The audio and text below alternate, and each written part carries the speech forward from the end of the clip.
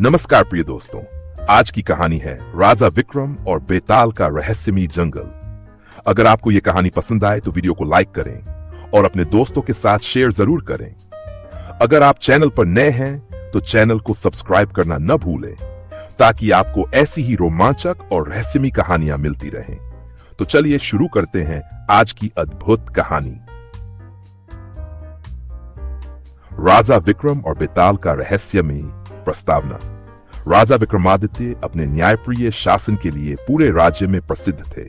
उनकी वीरता, साहस और विवेकपूर्ण निर्णयों के कारण राज्य के लोग उन्हें भगवान के समान मानते थे। एक दिन राजा विक्रम को एक अजीब संदेश प्राप्त हुआ। संदेश में लिखा था, जो बेताल की रहस्यमयी पहेली को हल करेगा वही सबसे बड़ा राजा बनेगा।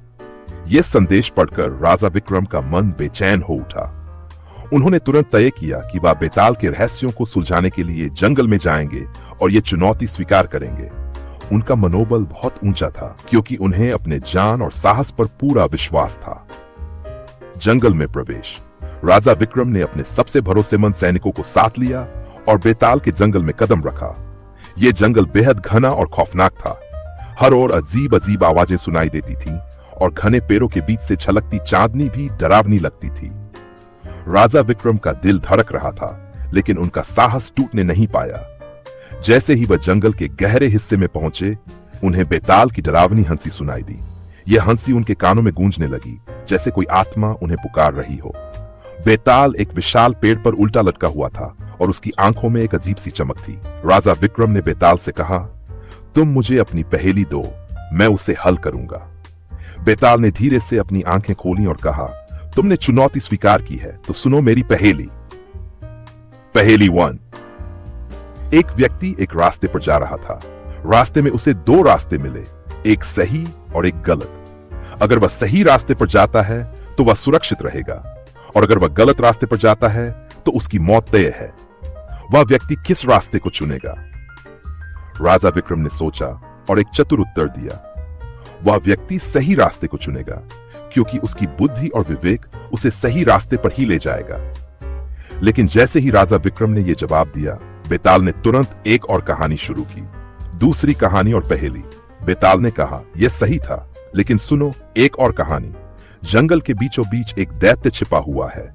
वह दैत्य हर किसी को डराकर मार डालता है। एक दिन एक व्यक्ति उस दैत्य से लड़ने के लिए जल में आता है, लेकिन दैत्य ने उसे एक शर्त दी, तुम मुझसे युद्ध कर सकते हो, लेकिन अगर तुम मुझसे हार गए तो तुम्हारा जीवन मेरे अधीन होगा। राजा विक्रम ने सोचा और फिर उत्तर दिया, वह व्यक्ति अपनी जान की कीमत पर उस दैत्य से युद्ध करेगा, क्योंकि अगर उसे मरने से डर लगता तो वह कभी भी उसकी चुनौती स्वीकार नहीं करता। बेताल हंसते हुए बोला, तुम सही हो, लेकिन तुमने एक नई कहानी और पहेली हल की है, लेकिन यह जंग अभी खत्म नहीं हुई है। तीसरी पहेली और रहस्य। राजा विक्रम और बेताल की पहेलियां अब और भी कठिन होती जा रही थीं। हर बार जब राजा विक्रम एक पहेली का हल निकालते, बेताल एक नई कहानी और नई पहेली के साथ सामने आता। यह न केवल मानसिक चुनौती थी, बल्कि यह एक जीवन मृत्यु का संघर्ष बन चुका था।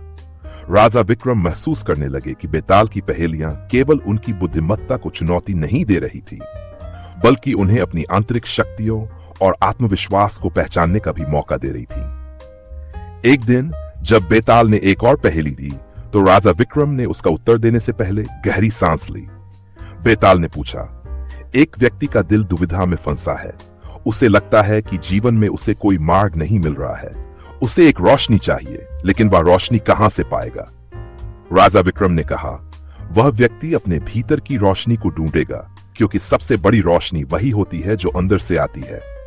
बेताल हंसा और बोला, तुमने सही उत्तर दिया, लेकिन अब हम अंतिम चुनौती की ओर बढ़ रहे हैं। अंतिम चुनौती। अब राजा विक्रम और बेताल का सामना हुआ, जहां बेताल खुद एक रहस्य की तरह सामने आया। वह एक विशाल और डरावने रूप में प्रकट हुआ। उसकी आंखों में आग की लपटें थीं और उसका रूप डरावना था। बेताल ने राजा विक्रम से कहा, अब तुमसे एक बड़ा निर्णय लिया जाएगा। तुम या तो अपनी पूरी जिंदगी अपनी शक्तियों के साथ जी सकते हो, या फिर तुम्हें अपना जान और बुद्धिमत्ता खोकर मेरे अधीन होना होगा। तुम्हारा निर्णय क्या होगा? राजा विक्रम ने अपने अंदर गहरी शक्ति महसूस की और बोला, मैं अपना आत्मविश्वास, मेरी शक्ति और मेरी बुद्धि कभी नहीं खो सकता। मैं जीवन में सही रास्ते पर चलकर हर चुनौती का सामना करूंगा। बेताल ने राजा विक्रम की बातों को सुना और एक रहस्यमयी हंसी के साथ कहा, तुमने सही निर्णय लिया राजा विक्रम। असली शक्ति बाहरी नहीं बल्कि अंदर से आती है। तुम अब सबसे महान राजा बन चुके हो। राजा विक्रम ने मुस्कुराते हुए बेताल की ओर देखा और कहा, मैंने सही रास्ते का चुनाव किया क्योंकि मेरे अंदर का विश्वास और साहस ही मेरी सबसे बड़ी ताकत है। जो अपनी आंतरिक शक्ति को पहचान लेता है वही असल में दुनिया को बदलने की ताकत रखता है। बेताल ने राजा विक्रम की बातों को गंभीरता से सुना और धीरे धीरे अपने असल रूप में बदलने लगा। अब वह एक सामान्य रूप में सामने था और उसका डरावना रूप जैसे पूरी तरह से गायब हो गया। बेताल ने कहा, तुम सही कहते हो विक्रम। तुमने न केवल मेरी पहेलियों का उत्तर दिया बल्कि जीवन की सबसे बड़ी सच्चाई को भी समझ लिया। राजा विक्रम अब समझ चुके थे कि बेताल का असली उद्देश्य उन्हें डराना नहीं था बल्कि उन्हें यह सिखाना था कि असली शक्ति और जान किसी बाहरी चीज से नहीं बल्कि आत्मविश्वास, साहस और सही निर्णय लेने की क्षमता से आती है। उन्होंने अपनी पूरी यात्रा के दौरान यह सीखा कि कोई भी चुनौती चाहे जितनी बड़ी हो, केवल सही दृष्टिकोण और आत्मविश्वास से ही जीती जा सकती है। कहानी का संदेश। कहानी का सबसे बड़ा संदेश यह था कि असली शक्ति और सफलता कभी भी बाहरी दुनिया से नहीं आती। हमारी सबसे बड़ी ताकत हमारे भीतर होती है। आत्मविश्वास, साहस और सही निर्णय लेने की क्षमता ही हमें जीवन की कठिनाइयों का सामना करने की शक्ति देती है। जब हम अपने अंदर की शक्ति को पहचानते हैं तो हम किसी भी मुश्किल को पार कर सकते हैं।